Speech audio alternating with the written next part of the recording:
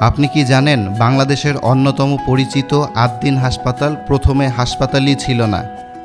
অবিশ্বাস্য হলেও সত্যি, এর শুরু হয়েছিল একটি এতিমখানা দিয়ে। মাত্র একটি সামাজিক উদ্যোগ থেকে আজ এটি দাঁড়িয়েছে 8টি হাসপাতাল, 4টি মেডিকেল কলেজ এবং একাধিক নার্সিং ও স্বাস্থ্য শিক্ষা প্রতিষ্ঠানের বিশাল নেটওয়ার্কে।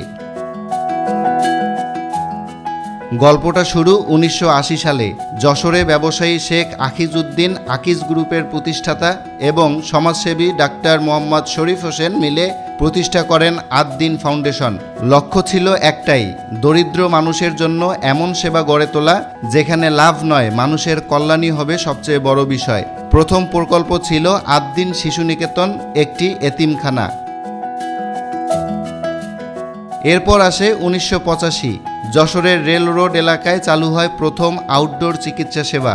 এটি ছিল স্বাস্থ্যসেবায় আদ্দিনের প্রথম বাস্তব পদক্ষেপ। সবচেয়ে বড় বাঁক আসে 1997 সালে। ঢাকার মগবাজারে যাত্রা শুরু করে আদ্দিন হাসপাতাল। শুরুতে এটি ছিল মা ও শিশুদের জন্য বিশেষায়িত হাসপাতাল। পরে ধীরে ধীরে যুক্ত হয় সার্জারি, মেডিসিন, আইসিইউ, এনআইসিইউ নানা বিভাগ।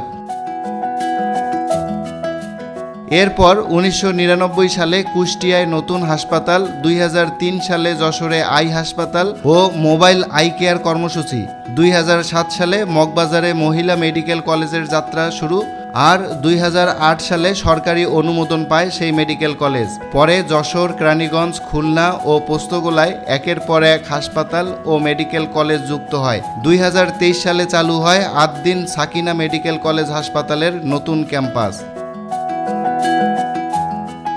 আজ আদ্দিন শুধু একটি হাসপাতালের নাম নয়, এটি পরিচালনা করছে 8টি হাসপাতাল, 4টি মেডিকেল কলেজ ও একটি নার্সিং কলেজ, 3টি নার্সিং ইনস্টিটিউট ও একটি মেডিকেল টেকনোলজি ইনস্টিটিউট।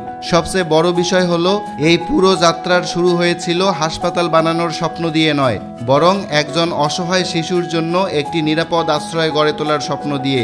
আর সেই একটি সিদ্ধান্তই আজ লাখো মানুষের চিকিৎসার ঠিকানায় পরিণত হয়েছে।